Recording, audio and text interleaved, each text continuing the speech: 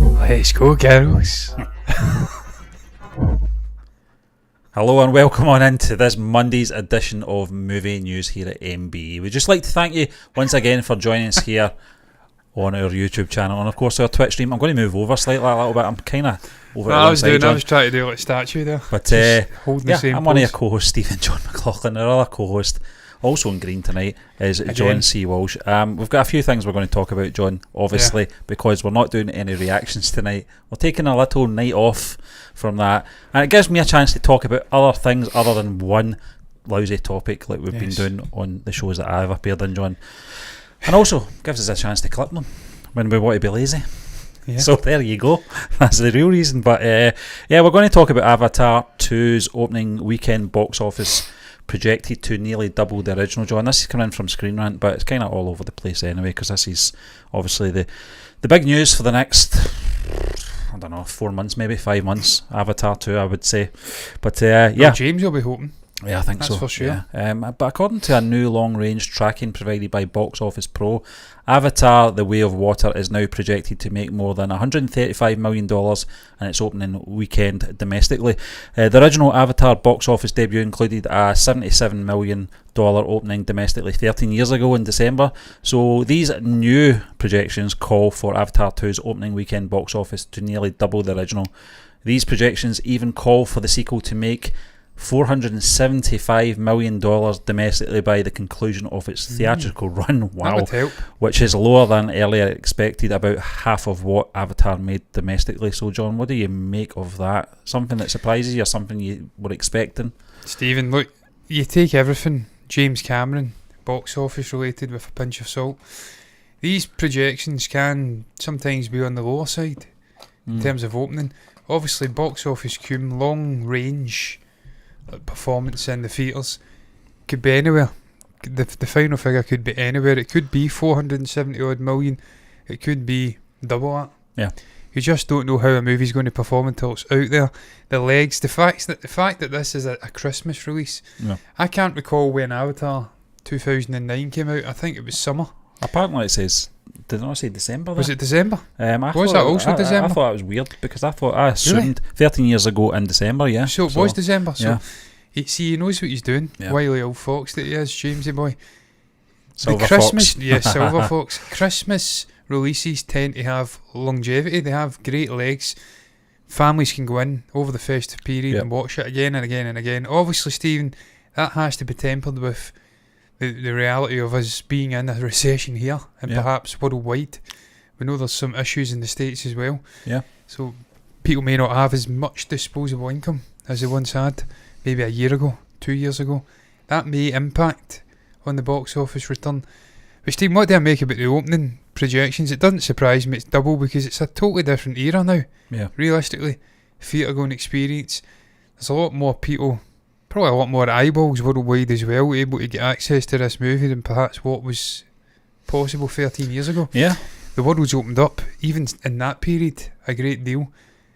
And you look at what the Marvel movies are doing, even fucking non-Marvel movies. There's a lot of movies over the last couple of years made well north of 100 million opening, and they've not even been particularly good movies. I mean, I think of Jumanji, I'd have to search up the actual box office numbers, and I will do that when you come back in. Well, John, I was just going to mention that the opening, it's impressive, but it's a long game with these movies. That's what's going to determine success. You've got to take into account as well, Avatar, the original movie, from 2009 was an unknown quantity at the time as well. On its opening weekend, it was something that grew, and it's been growing ever since. For the last 13 years. I'm talking shit, Steve. But I think expectation has a lot to do with it as well in promotion. Word of mouth for the first movie had a big part to play in obviously the first one. This is before people were doing trailer reactions and stuff like that on YouTube. And trailers have just become a bigger thing since then. They've always been big things, but I think trailers are now they're just as important as the actual film's release now, and the way you promote them. We've seen it, John. We've seen it in across the world how differently they do promotions, but certainly when it comes to your official trailer. In fact, I would go as far as saying the teaser trailer and the official trailer for Avatar: The Way of Water were phenomenal. Yeah. Stunningly just visually stunning, and just I don't know, there's something emotional about them as well. I think it's the score. I think it's just it's the themes explored as yeah, well, Steve. and I think the characters were connected with them in the first movie as well, and it's been a long time since we've seen the characters as well. So family heavy themes as well. He's got a family now, a young daughter. Yeah. May even be some other young male figure. There is a younger male Navi in there. Yep. He's been quite prominent in the posters. I don't know if he's perhaps a villainous character within the Navi or whether he is part of the family unit. But family core, family values been explored in this movie. Protecting, I forget what the name is, Lionheart is it or something like that? I can't remember. It's something Heart anyway, the name. That's been explored, and then just this concept of the destruction of another planet by humanity. Yeah. Something that's very close to the sort of bubbling point just now in mainstream news is the whole climate change thing here on Earth. Not on an alien planet, destroying the Earth, temperatures rising, how it's having an impact now, and of course in the next fucking 10, 20, 30 years. So it's something that's quite prominent. Yeah. And then Jamesy boy, as I'm going to call him, not Jim, is exploring that in this movie, this sequel. He explored it obviously in the first movie as well. It was something that was there. Destruction of a habitat, humans and their ways, mining resources until it's dry, destroying the sort of local, moving on and repeating the process. Yep. It's always something that's been there in this franchise, but he's added another level with the whole family thing. And look, Steve, I'm just glad to see Sam Worthington in there again, because that guy, he was everywhere. Yeah, it's been a while, 10 years ago. Yeah. But he's died down a bit. Man on the Ledge. Man on the Ledge. Terminator Salvation. I liked him in Terminator Salvation. Yeah, I liked the character. I actually liked Terminator Salvation. I think I'm one of the few people, along with yourself. Yeah. Mac B. McG. McG, always do it. Always do it. That's the drink. Yeah. McG. Yeah. I loved the cinematography in that movie. I don't think Christian Bale enjoyed it because he was trying to kill the cinematographer from walking or dropping a reel or something like that during a performance. But great to see Sam Worthington back, Stephen. But I'm going to bring this up briefly. Yeah. If it will work. I'll just shift me along a little bit. I'm going to do some zooming here with the actual capture. I'll just move it. Very, very crummy zooming. To quote George Harrison, he liked the word crummy, didn't he? You're looking at opening weekends here, Stephen, of other successful movies. The top fucking 10, 20 opening weekends of all time. Is this worldwide? Or this is. I think this may be domestic. Yeah, okay. Because this is very much United States central. Yeah. Box Office Mojo, I believe it is. Is it Box Office Mojo? I need to actually look. It is Box Office Mojo. That'll be the opening weekend in the States. I'm hoping. Surely it can't be. Is it? I don't. Yeah, it has to be. You look at the total gross, $858 million. That's not worldwide. Endgame gross like fucking $2.9 billion worldwide. So this is what you're kind of stacking the Way of Water up against. This is the sort of company it wants to be keeping. And I don't even see the original Avatar in there, as you says, even adjusting for inflation. That was quite a poor opening. That's what I'm saying, John. It was more of a grown thing. Yeah, it was like movie. A word of mouth, an experience going to the theatre and watching it, and people returning.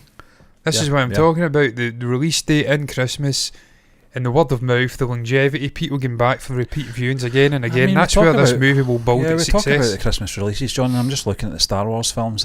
For me, that's when it all kicked off for the sort of holiday season, if you like, for these releases, was The Force Awakens. I think that's when people started to take note that this was a good time to release a movie, a big movie, for families to go and see. And if you think back to Spielberg's days when he was just coming up and he was a sort of maverick new wave filmmaker, the likes of Jaws and stuff like that, I'd imagine. Yeah, summer was always the big thing though, wasn't it, between Lucas and Spielberg and John Hughes, I suppose, and filmmakers like that.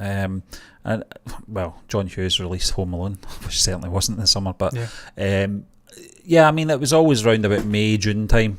Was a big blockbusters, a summer blockbusters, but over the last 10 years or so, it seems to be a big thing to release your movie in the the Christmas holidays, and we saw it even when Star Wars was having a break. You'd pull something like Mary Poppins, the Return or whatever it was called, out the hat, and it would do okay. But for big films like this, like your Star Wars, your Jurassic Park franchise, Star Wars, I said Star Wars, didn't I? Star Wars again. And Spider-Man No Way Home, John, is the one Spider-Man No Way Home, is obviously the most recent one that we went to see. Like, I can't believe that it's been nearly a year. It's crazy, isn't it? And I've only seen it once since. And I love the film as well. I don't know why I've not went back, but I think there's something about the theatre experience that just can't be topped. I think that's what it is. It's an assault on the senses. Yeah, and just having the audience, and everyone was really up for it. And everything that went along with it, the applause and the boos and everything that went along. Something we don't really see. That is the best theatre experience I've had. Yeah.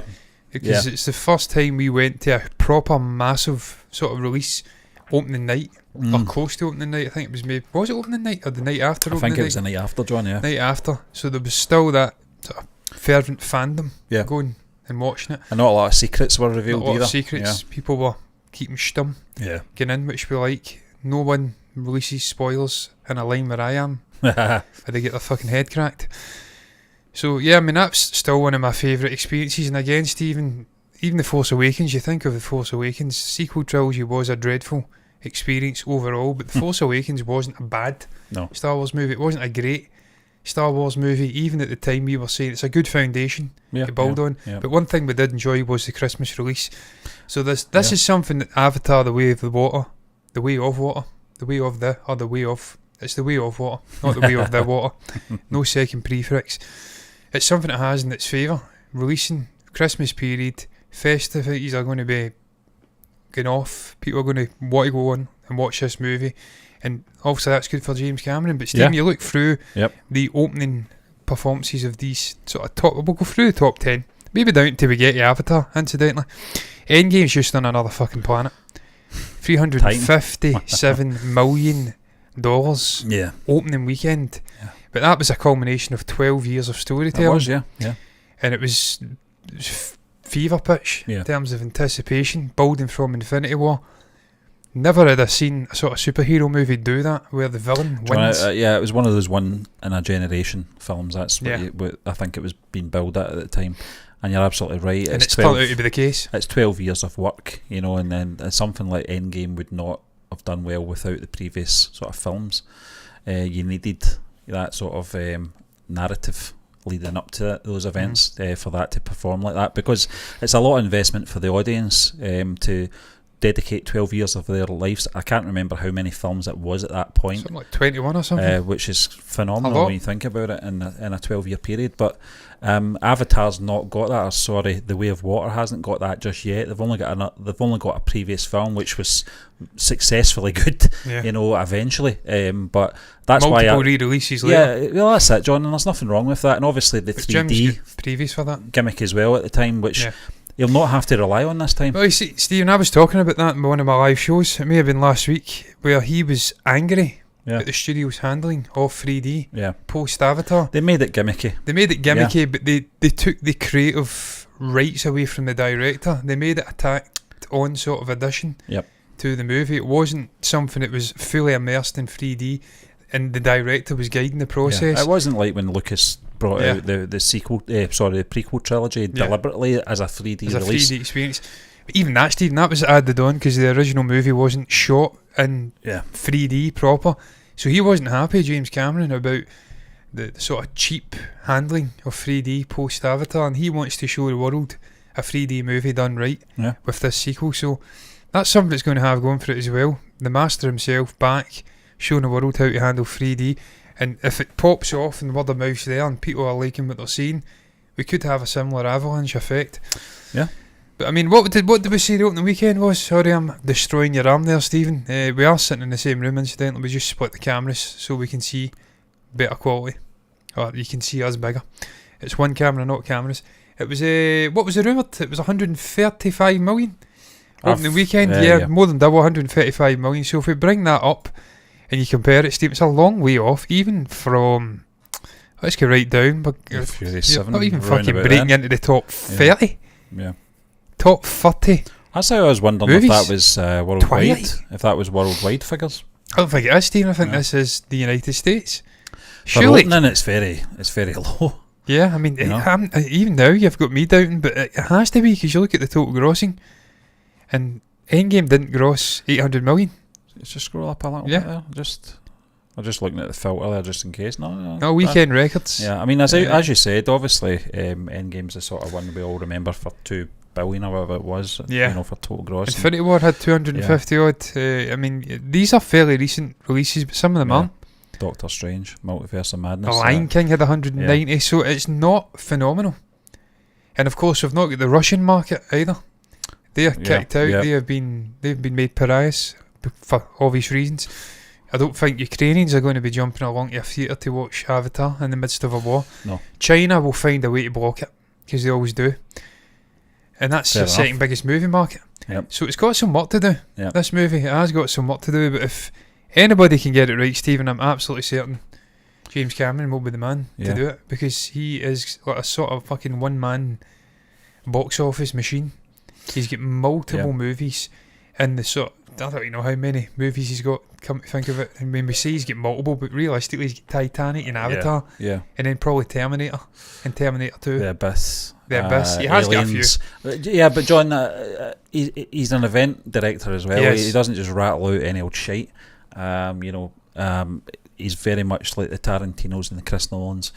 And I think it's going to be one of those films that it will succeed. I know it will, because it's James Cameron, but it has to succeed as well, because he's already got 3 and 4 in the works, and it has to work. It's not a case of the Fantastic Beasts second movie. Was it the second movie? It didn't really land too well. The third one came out. I think the third one's remember, come out as well now. I've not even seen it. I checked out. Yeah. After the handling of Johnny, I mean, I love Mads Mikkelsen, Stephen, but the handling of Johnny Depp, you cast that guy, even J.K. Rowling, she's supposed to be the sort of this master of fucking ceremonies, if you like, all things Harry Potter, and she backed down. She's just fighting with her on Twitter. She's a bit of a fucking you know what as well now, to be fair. But for her to back down, and obviously them to bow down to Disney and sack Johnny, her mutually consent, that left a bad taste. Yeah. Not Disney, it was Warner Brothers. I'm thinking Brothers, about Pirates of the Caribbean. Obviously everyone shunned Johnny after the whole Amber Turd allegation. Potato, yes. Two sides of the same arse cheek. Yeah. John, I'm going to move on anyway, unless you've got anything else to say. To say, the final thing I would say, obviously it's Disney. There has been news about Disney today. That would no point headlining, because other channels have done it. Bob Chapek's gone. Bob Iger's back. I think that's a big moment for Disney. I think they needed that. John, someone was covering that doesn't normally cover things at a certain time. Yeah. Our time, 3 in the morning. Really? Fuck off. That's what I say. Fuck right off. Our time, yeah. Yeah, our time. Which would be about 11. Is it the channel I'm thinking of? Yeah. He's been invested in that hardcore. Yeah. He has. He's got a personal vendetta against Chapek. Well, we'll talk about it briefly, because it would be amiss for us not to talk about it. It kind of links into Disney and Avatar and the overall sort of handling of film I properties. will say one thing, I don't think Chapek really took over a very healthy situation, to be honest with. I think Iger is guilty of a lot of things as well, but I think in terms of, I think he's only coming in sort of to right the ship. Yeah, until they get obviously Kathleen Kennedy in place. But anyway, I'm going to move on. No, I'm glad he's back. I'm glad he's back. I like Iger, and I think it's something that's required. They need a bit of leadership over there. It's getting a bit chaotic. Oh, we'll just have to wait and see, but I'm sure they'll get it right. But anyway, John, we're going to move on to our next topic. Greenlighting James Cameron's third Avatar movie after this one's a monstrous success. I'll wait till it comes up, Johnny. So as Indiana Jones 5, just because I never asked you before we came on what order we're doing it in. Indiana Jones 5, John, we've talked about this for a wee while as well. Was rewritten to properly address Harrison Ford's age. Indiana Jones 5 director James Mangold says the script for the movie underwent rewrites to properly address Harrison Ford's advanced years. You don't have to explain it. The guy's a human. At the end of the day, ages. But is it maybe in relation to the actual movie world though? It could be, John, the decade it's set in as well. But which is interesting, because it's something we've been saying that they're just going to do what they normally do, jump the decade, because that seems to be the thing they've done. But during an interview with Empire, Mangold describes how the movie's script underwent rewrites to ensure it correctly dealt with Ford's age. This is what he had to say. It became really important to me to figure out how to make this a movie about a hero at sunset. I like that line. The issues I brought up about Indy's age were not things I thought were being addressed in the material being developed at the time. There were old jokes, but the material itself wasn't about it. To me, whatever your greatest liability, you should fly straight towards that. If you try to pretend it's not there, you end up getting slings and arrows the whole way. It's true, it is. Yeah. But it's the way you handle it, I suppose. It's going to be very interesting, John. We talked about, obviously, Harrison Ford's age will always come up at this period in his life, and obviously when he's involved in an action film, it just shows you we're assuming it's going to be an all-out action film. Indiana Jones film should be that way, but how they handle that for a man of advancing years is it's a tricky thing to do, especially if you don't want to sour his reputation as the character either. And I thought Harrison Ford was fantastic in The Force Awakens, and I thought the way they did his character and the way that he went back to his old ways, but he wasn't doing any much running about or anything like that. But didn't he make relied him, on the youth of John Boyega. Yeah, I mean that Almost energy on screen, not just in obviously physicality, but obviously just delivery and chemistry. And I think that will be important in this film as well, who they obviously pitch Indy up with in this film. And well, the talk was potentially, am I right in saying Phoebe Waller-Bridge? Yeah, I know she's in there. I don't know if she was the one he was getting pitched up alongside. I don't know if she's got any great athleticism either. But you've got to be careful, haven't you? You've got to be careful that you don't make him look wooden in terms of he's not doing much because he's an old man. This isn't the Indiana Jones I remember. But at the same time, you don't want him running about like Robert De Niro's Irishman. Yeah. Either that really weird thing they do. From Patal Walk. But they look, Stephen, you have to, and obviously you really don't want a situation where you've got a stunt double who's clearly 30 years younger running around, and then did for Christopher Lee Ian McDermott so that weird plastic face thing around. You say that about Ian McDermott. Obviously he didn't fly across the room, but Stephen, I actually seen an interesting video recently regarding that scene. They cut huge amounts out of that scene. There was going to be an epic battle between Palpatine and Mace Windu and his actual generals, but better generals. And there was a stunt double involved to actually fighting. But Lucas changed his mind at the last minute and forced Ian McDermott to do the scene. And he hadn't done any choreography, so they crammed as much choreography, training, whatever you want to call it, in, and that's what we got in the end. So it actually was him for the most part doing the fighting. I'm one of the few things that I wish did remain was that sort of dodgy, what I just says. I'm going to contradict myself. Stunt double jumping to Ian McDermott's face. I think that would have been fucking epic. Seeing him fighting. It's one of my pet hates about that movie. The ease in which the Jedi Masters fell. It was a fucking joke. One stab and he's gone. And the worst of all, the first guy that dies, Stephen, his race are supposed to be able to see into the future. They can briefly see forward into the future. Maybe he was on a suicide mission. He couldn't fucking see he was going to get stabbed with a I've always said that Mace should have took Obi-Wan and Yoda.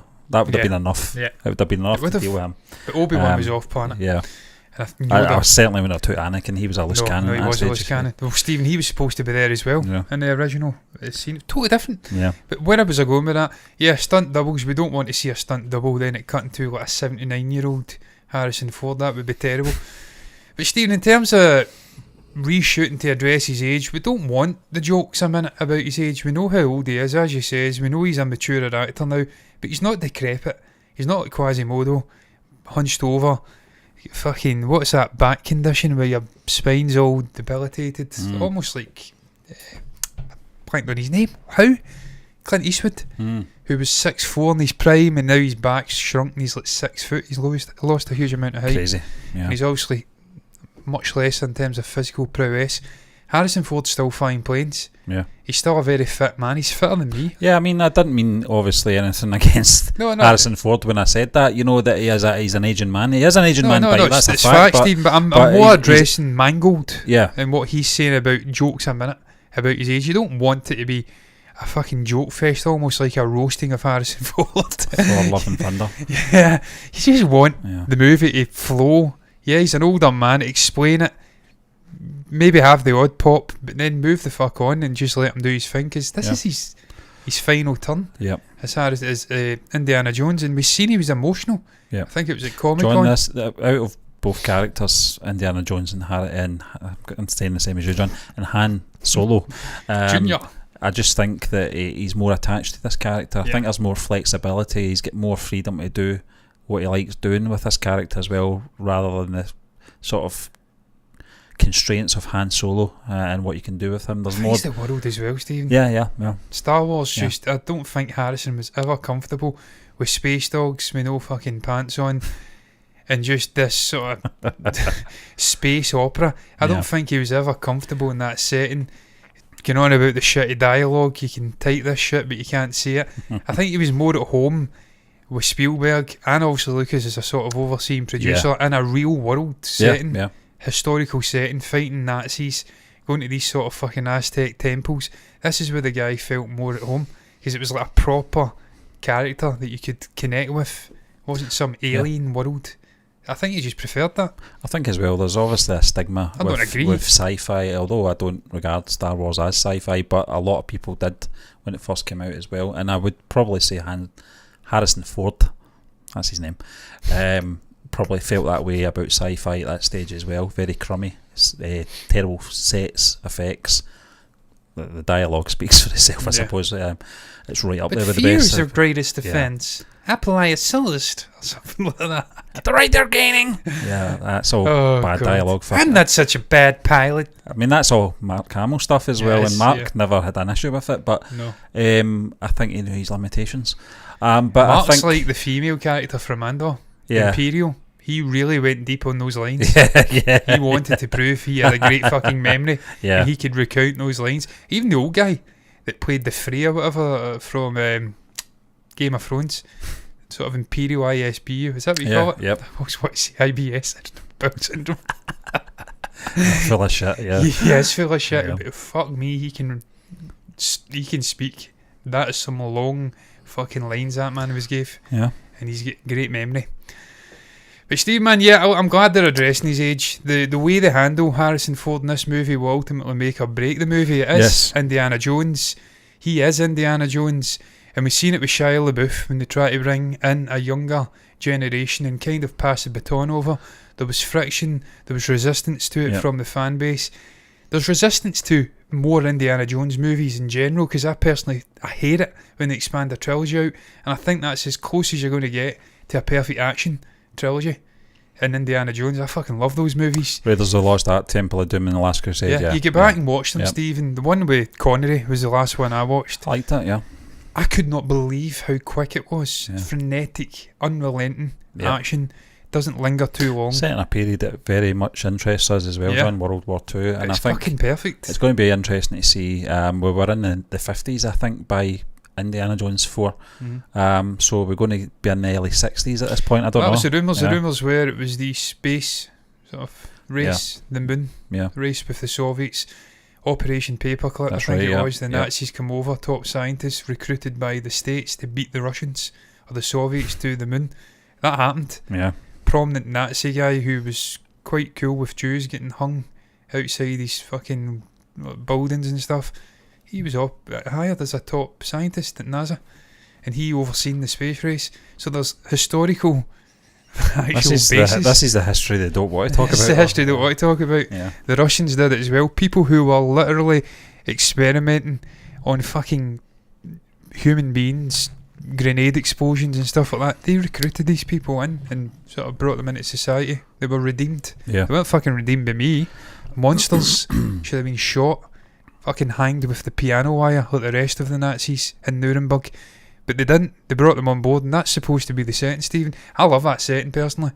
60s, space race, Nazis are sort of sneaking into the US political system, power system, if you like, and Indiana Jones getting after them. I think that's fucking great. It'll be amazing once it comes out, John. I can't wait to see it. And it sort of bears fruits in the actual cast team, because you've got Thomas Kretschmann and a lot of other prominent actors who are renowned for playing Germans and Nazi figures in the cast. So I think it is going to be the case.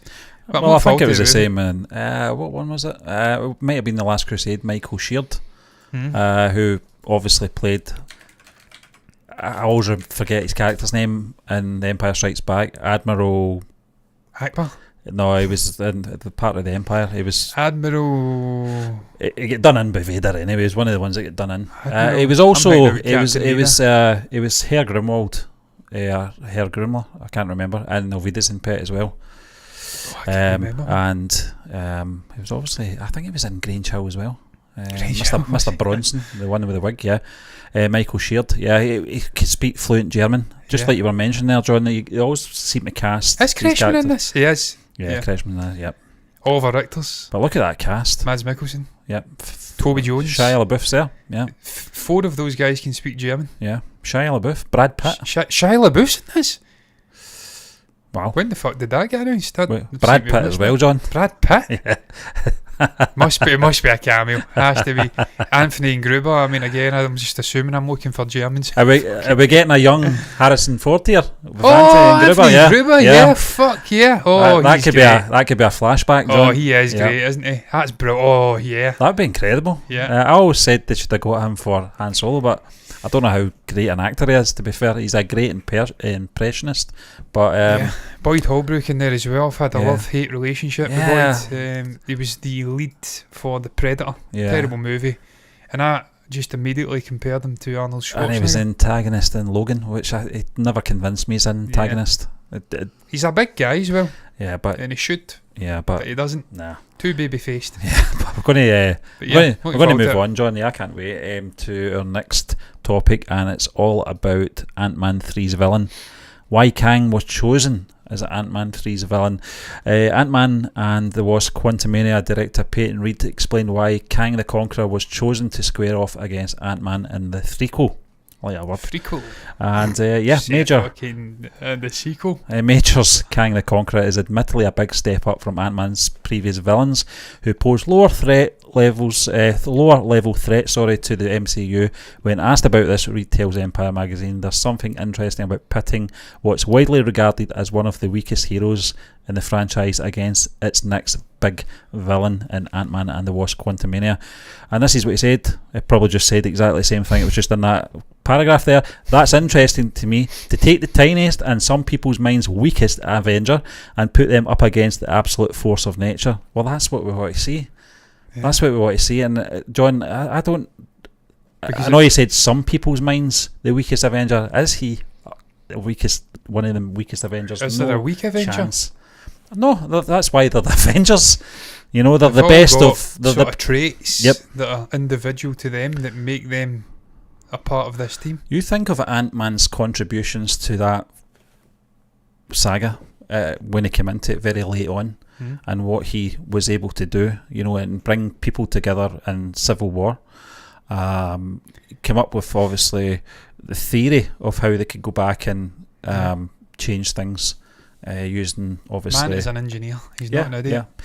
It always bugged me, John, that sort of porch scene, Tony Stark's sort of boathouse place where he kind of demeaned him a bit. Is your whole thing based on Back to the Future? I'm like, don't talk to him like that, man. He's not an idiot. He's not an idiot, Scott Lang.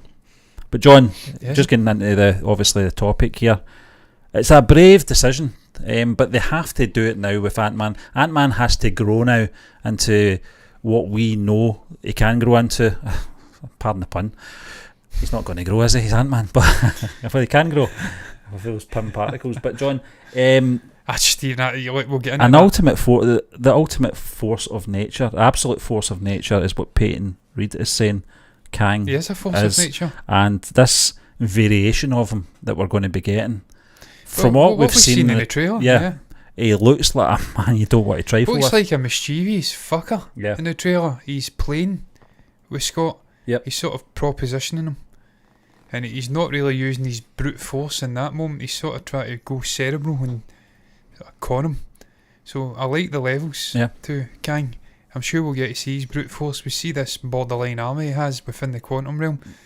See, I don't think it's a big deal for Kang the Conqueror to be in an Ant-Man movie. No. This is how he is potentially travelling back and forth through time, influencing events through the quantum realm. We know it is because we see it in the movie. Who is the only Avenger among a group of people within the sort of greater Avengers universe who have access to and experience with the quantum realm. Yep. Hank Pym, Scott Lang, Janet and Hope Van Dyne. Yep. Those are the four. And now his daughter as well, she's tagging along. So Casey here. where else would you utilise a story with Kang coming into the MCU film verse through the quantum realm? What other character can introduce this fucking villain other than Scott Lang's Ant-Man? It's the only natural sort of opening for him in this universe. It's the only avenue he can come in. So I don't have any issues with it. And I love it because I'm a huge fan of Paul Rudd. Been watching this guy since he was in Friends. Genuinely funny, man. Fucking eternal. Doesn't age. He was in Clueless, wasn't he? Was he in Clueless? I think he Was that the murder mystery one? No, it was Clue. Cluedo. What was Clueless? Was that Alicia Silverstone? Was that not that film? I don't know if I've seen that. I've been watching this guy for a long time though. Yeah, it has been a long time. Yeah, it has been a long time, John. But it's been at least 25 years anyway. And as much as I liked the second Ant-Man film, Ant-Man and the Wasp, 95. Yeah. The first movie for me was fantastic. Yeah, brilliant. Just a great just a great choice of cast. A very small cast. If you think back, I always forget the bald chap's name, who was the Thomas something. the villain.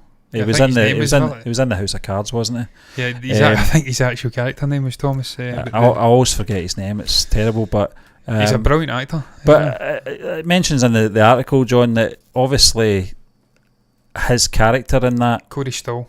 Yeah, Darren Cross. Yeah, it wasn't Thomas. I can't remember. It was a yellow something. He played that Yellow Jacket. Yeah. It was good for that film. It really was. It was such an enjoyable film. Very much like Doctor Strange, the first movie. It was very self-contained. It was part of you could feel the MCU throughout it, but at the same time you weren't that sort of distracted by anything else because it was such a contained storyline, a very small cast, centric to Scott as well. Yeah, and his sort of dysfunctional ways. It was a personal film, and I think the second film just expanded that out a little bit more with different sort of adversaries from different levels, if you like. And what the first movie did great is what we've seen in the likes of Homecoming with Spider-Man, where you've got a reluctant sort of hero. Yeah. They don't know if they're quite up to it. He didn't want the jacket, or the suit I should say. I'm thinking about fucking Yellow Jacket again. It wasn't an actual jacket, it's just the name, wasn't it?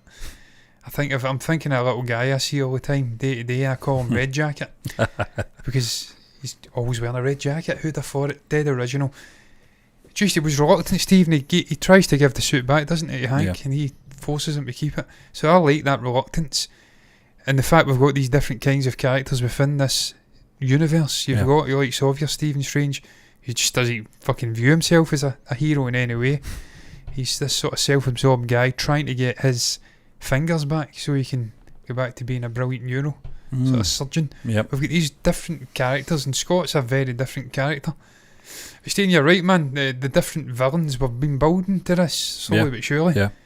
You started off with Yellow Jacket, then we had Ghost, I think it was, brilliant turn performance. Walton Goggins is a sort of middleman, and then we had your man, I always forget his name.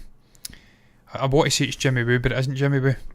I know it isn't. It was FBI, wasn't it? The FBI guy. Yeah, try to keep him under house arrest, But we're incrementally building it, and then of course in the second movie we had the sort of science guy as well, who had to fall out with Hank Pym. Yeah.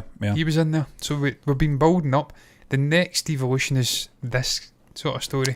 And just the fact I think it is, John. I think if they did another level, a sort of similar level to Yellow Jacket and Ghost, I think it would have been very disappointing for a third film. Everything that obviously Paul Rudd, everything that Scott Lang's been through Jimmy Woo, Randall Park over the last 5 years has been building to this, and he's been through a lot. He was part of the Avengers that took down Thanos, and he played a massive part in that. And this is the natural progression. I couldn't see another villain at that for a third film being at anything under Kang the Conqueror. I mean, it could be, but it's only fitting with the storyline, how this guy rolls, quantum realm, their sort of experience with the quantum realm, they're dabbling further and further. They've stepped into the sort of hornet's nest. It makes sense. Yeah. And Peyton Reed has done a fantastic job with this franchise. It could have been your man. I'm blanking on his name. Shocking. How the fuck? Edgar Wright. Edgar Wright, yeah. Could have been Edgar Wright. He had a story, he had a script, whatever you want to call it, a film. Stepped away, didn't he? Yep. Peyton came in. And it's funny how they do that. Not all the trilogies, but quite obviously I always forget the other guy's name as well. John something, involved with Tom Holland and Spider-Man, did the whole trilogy. Don't know about the Captain America trilogy. I think there was 2, wasn't there? Russo brothers and Joe Johnston, and Joe Johnston. Yeah. But it's always funny how you do it, and obviously you've got James Gunn with the Guardians, and then potentially a Black Panther trilogy with Ryan Coogler. Yeah. You tend to get the one filmmaker who tags onto a specific character, specific story, and follows it through to the end. Yeah, Peyton Reed was involved in Mandalorian season 2 as well, John. Yeah. He did the finale, which is He's probably one of the great director. One of the best episodes in probably TV history for me was The Rescue. It was a phenomenal, suspenseful action episode, and he was responsible for that. But that was a big responsibility for a director to handle that when you're thinking of the character reintroducing, the big reveal at the end as well of Luke Skywalker, and for him to obviously be the man at the helm for that shows his his great abilities. But in terms of John Watts, John Hamm, that's Madman. John Hamm. Yeah, John Hamm, yeah, wanted to be Batman. Should have been, yeah. Fucking should have been. 6'2", incredible hair. He's 51. Loves Batman. This was probably about 5-6 he years must be ago. about the same age as Ben Affleck. He must be round about that, Mark. Yeah. But it's crazy, isn't it? Yeah. But Steve, I'm looking forward to this movie as well, man. Can't wait. Just expanding this character out even more. Paul Rudd's back.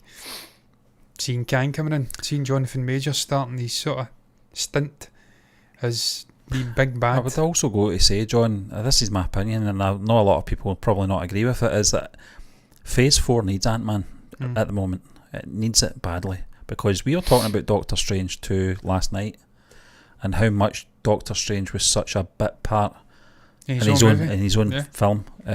What's the chance that Ant-Man could feel like that in his movie? Well, I think if you Kang in there, there's that possibility he's going to be overshadowed. Many bodies as well, isn't but that familiar character back, we know and love, just to sort of remind us how good the MCU is, because the MCU has taken a lot of flack over the last 12 months, out with a couple of films. It's maybe not had the sort of smooth sailing it had in the previous 12 years, but it's good to see familiar faces coming back as well. I love the introduction to new characters and new superheroes into this MCU, but it's always nice to go back and see the ones that we all know and love as well. Yeah, absolutely, Steve. But I'm going to move on, John, and I think my iPad's about to pack up. I've got 1% left in it, so I might have to rely heavily on the screen that we're looking into. It's not a problem. But it's all about Ajay Devgn, and he is discussing Triple R and Bollywood's recovery. Now, this is coming in from Deadline, and it's a fantastic website, John. I always like Deadline,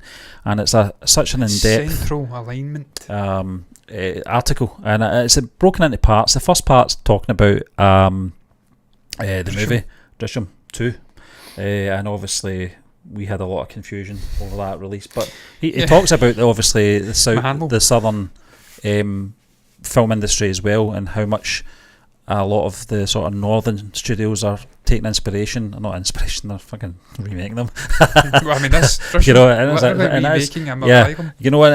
there's something about that, and something very humble about obviously Ajay Devgn and the way he talks about this as well. So you know what I'm going to do? I'm going to read maybe part of it. And will I be able to read that? I'll try my best. You should be, because your eyes are better than mine. Panorama Studios' Drishyam 2, starring Ajay Devgn, has just had a strong opening at the Indian box office, taking around is that $9 million on its opening weekend, and holding up strongly today. That's Monday, November the 21st, guys, just in case you didn't know the date today. The crime drama sequel, directed by Abhishek Pathak, and also stars Taboo, and Akshay Khanna is receiving a red carpet gala screening at the International Film Festival of India, which is great, in Goa this evening. So it is happening. It's happened probably now because this evening's already the future in India for where we're sitting at the moment. And Devgn sat down with Deadline in Goa to discuss the film, which was partly filmed in the Indian beachside state. His thoughts. Tell you how jealous I am. I know, it sounds amazing. His thoughts on the current state of Hindi language, aka Bollywood cinema, and some of the upcoming projects. I'll read a little bit more, John, after we Trainers. there's loads of lovely trainers there. Indian audiences have become much more demanding since the first Drishyam was released in 2015. Devgn starts off by explaining it's not just that the audience has been seeing much more content during the pandemic, it's also the way production technology has changed. We've upgraded everything for Drishyam 2 because the film should not look outdated, says Devgn, who is a filmmaker himself with 3 films under his belt as director. And this is what he said. So the tone of the film, colour palette, style of shooting has also been adapted. It looks edgier, more real, but the story definitely starts right from where the first one ended. Do you want it to be more real? In fact, cinematic sort of yeah, exactly, yeah. stuff going on. In fact, you really need to see the first Drishyam before you watch the sequel. Well, that's naturally the case. This is what Devgn says it anyway. Now, John, before I was going to carry on reading there, but I think There's a couple more. I think this is the next part I'll get into afterwards. But John, a lot of people in the community have said that we should react to Drishyam 2. We have to put it out there first. We've not seen the first film. Yeah. We've seen a couple of trailers from the south. Yeah, the Malayalam, the original one. We then went into we did the first one with Malayalam, yeah. The Mahanlal one, and then we reacted to the second one, which was... Oh no, did we? We reacted to the first one, which was the Ajay Devgn Hindi remake, and then the second one was Mahanlal, and we're like, what's going on here? This was early days, This was early days in our sort of venture into Indian cinema. We weren't aware of all of these regional remakes. We weren't aware that a lot of people in different states in India, different languages, refuse to watch the other states' movies. People in the north don't watch the south. They're battling. There's a bit of a competition. We were very naive back in the day, John, but we got there in the end. We got there in the end, and so just to the community, if we're going to obviously watch Drishyam 2, we have to watch Drishyam, the first movie first, and you can decide what one we watch. Well, I mean, we'll put it to you. Apparently, it isn't bad. The Ajay Devgn one. John, Ajay Devgn's a good actor as well. We saw him obviously in Triple R, which we'll get into in a moment. I always like to look at that Savai, I think it was. Yeah. Sort of ice one. Yeah. If you can bring up the article again, John. No, well, that was the thing. I think maybe we probably lost it as well because I think we did them all back to back. But I think it's just down a little bit, John. Just talking. We're talking about the remakes as well, and he talks about that. Obviously, adaptations from South Indian films, and he says it says here in the article, the film is one of the many Hindi productions adapted from South Indian films. So, what is it about films from the South that makes them so adaptable? Some of them are just extremely well written, especially Malayalam cinema. You've not watched a single Malayalam movie. Mental. Says Devgn. Drama. They have some great writers who are very intelligent and very smart. But then, of course, during the pandemic, audiences all over India all started watching dubbed and subtitled films of the original South Indian films, not just their Hindi remakes, thus changing the definition of a pan-Indian movie. Just a few years ago, it was thought that only Bollywood films could reach a truly nationwide audience in India. I mean, we've seen that with SS Rajamouli. Yeah, definitely, yeah. And he says it's not just Western audiences that discovered South Indian films during the pandemic. The rest of India discovered them as well, laughs Devgn, who starred in SS Rajamouli's Triple R, the Telugu language film that has been a record-breaking global hit. Great, isn't it? Yeah, for the short period of time he was in, John. Punch. And he also says during the pandemic our audience took to OTT. A lot of the content was dubbed or subtitled and language was no longer a barrier. So in a way, there's good things that have obviously come out of the pandemic in terms of the film industries and acceptance. We were talking about that during the pandemic though, Steve. In the South was actually doing better business than the North. It was almost carrying the Indian box office on its shoulders, on its back. Obviously, Telepathy released Master. There was a lot of big releases came out from the South. and they seem to be getting quite a bit of momentum Yeah, down in the yeah. south. And I think it coincided with controversy up north. There was an actor Mm-hmm. who was found dead in I think his apartment. I think he'd committed suicide, and there was a lot of insinuations at the time that he'd been bullied, he'd been ostracised, and people were blown back against North Indian cinema, Mm-hmm. the Bollywood industry. I don't know how true that is because I didn't go that deep. Well, but that's the thing, John. And the moment that we stepped in was round about the sort time. of just the first few months, I would say, of the pandemic, was it? Yeah, It probably right. was, yeah. Yeah, it would have been round about then, yeah. 2019. Yeah. Was it? Was it No, 2019? 2020 Was was it the 2020? pandemic. Yeah. I don't know. I think Maybe it was. just prior. I think it was August 2020. We started down the sort of route of Indian films. So Yeah, because Master had just come out. yeah, Yeah. that's right. Yeah, And we reacted yeah. to Vafi coming. We watched KGF Yep. Chapter 1. We watched Padmavat. So it was around about late 2019, early 2020. So it was around about this time. And we obviously went right down into Southern Indian cinema initially.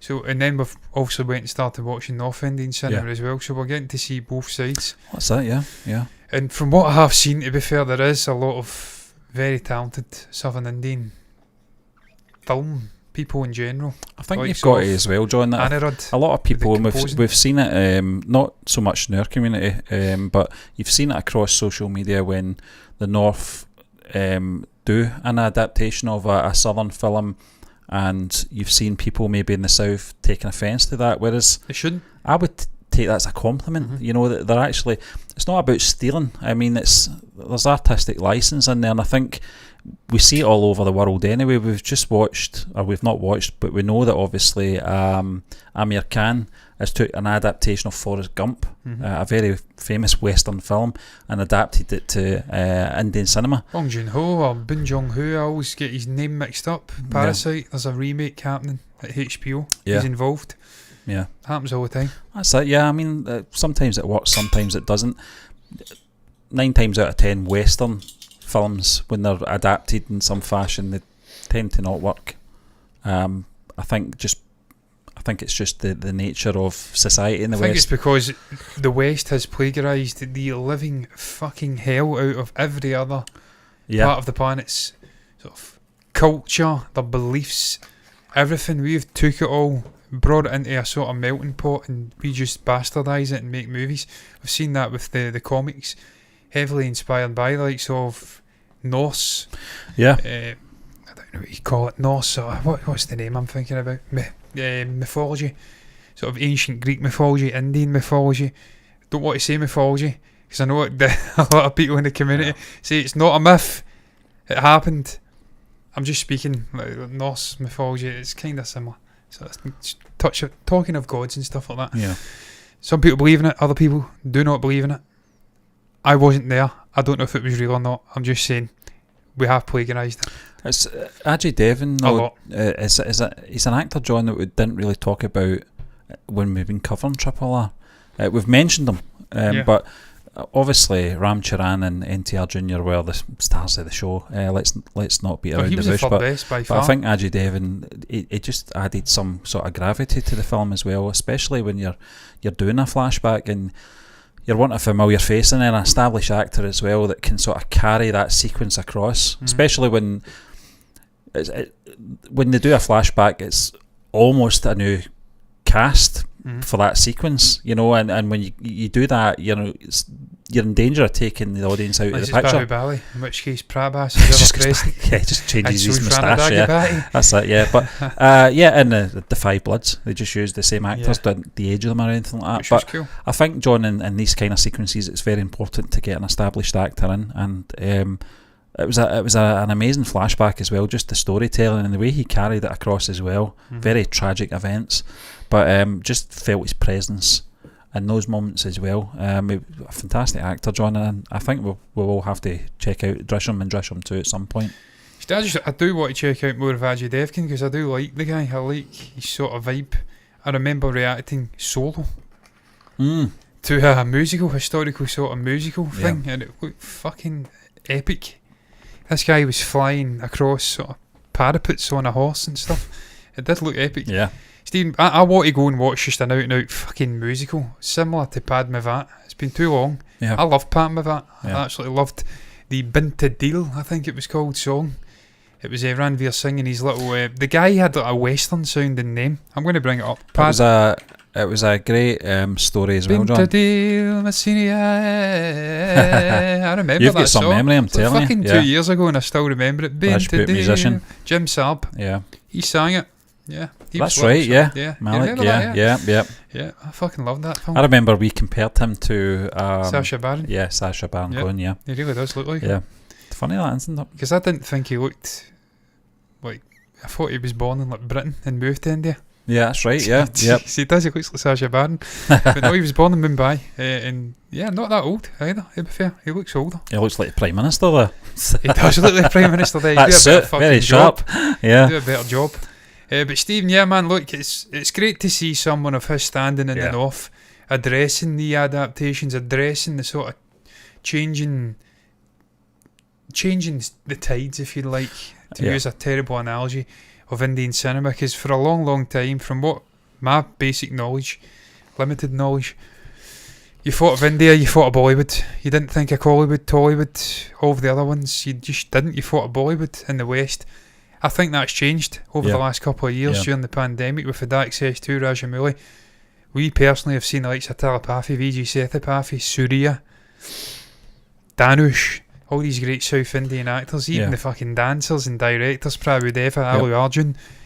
We know of these people and we realise how diverse now it is. I think that's something that's maybe even on the subcontinent starting to change the attitude, and it's great to see him recognising it because the only way they can sort of diversify and get to that level of sort of not giving a shit, because we've seen them speaking about that before with Telugu cinema. They just don't care. They make their movies the way they want to make them. Actor is, I think any actor, John, the established actor that knows they're sort of worth their weight in gold in terms of a Shah Rukh Khan or something like that, he does pay respect to different industries throughout the country as well.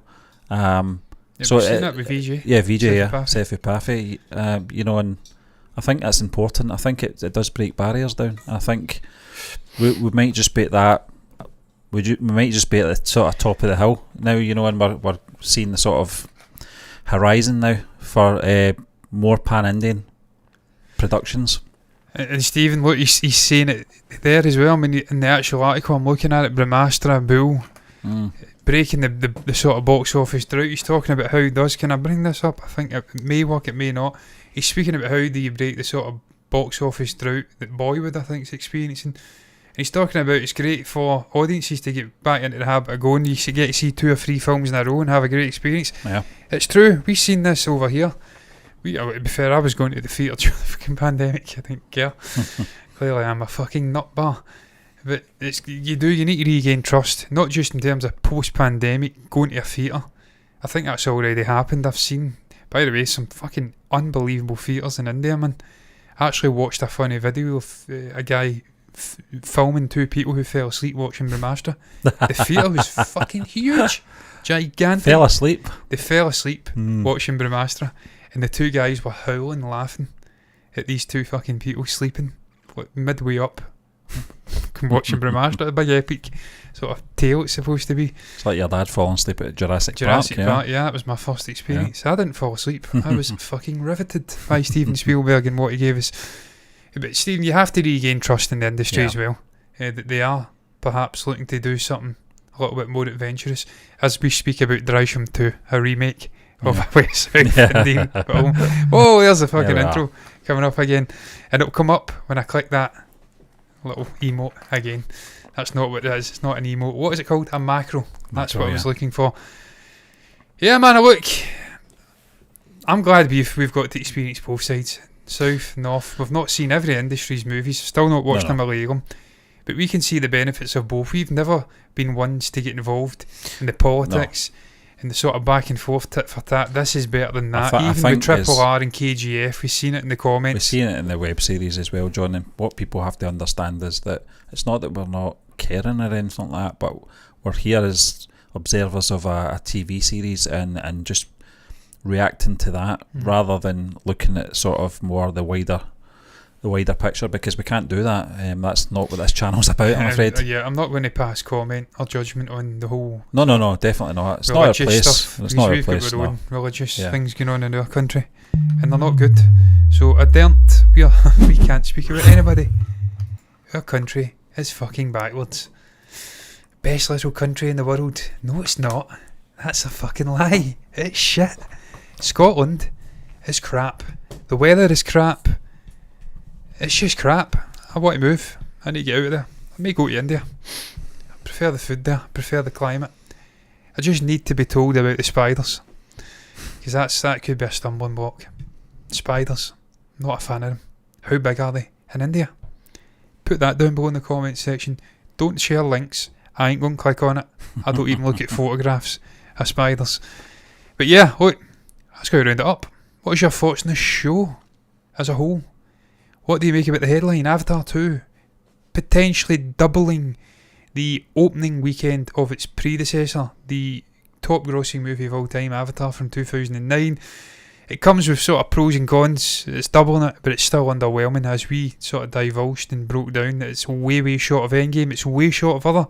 It's not even in the top 30 if it hits $135 million opening weekend. Top 30 biggest crossings opening weekend in the States. What's your thoughts on it? Share your thoughts down below if you get anything to say. Share your thoughts on Indiana Jones 5 not poking quite as much fun at Harrison Ford's sort of later stages of his life.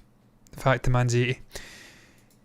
General discussion about Indiana Jones 5. Get anything to say about it? Comment down below. Share your thoughts about Ant-Man, why Kang's the villain. Peyton Reed's out speaking about it. And finally, Ajay Devgn speaking about the North, East, South divide. Film in the South. Remakes. Recovering box office. Performance in Bollywood. The full shebang. You can share your thoughts down below if you get anything to say at all. The comment section is the place to put it. You can also like the video if you've enjoyed it.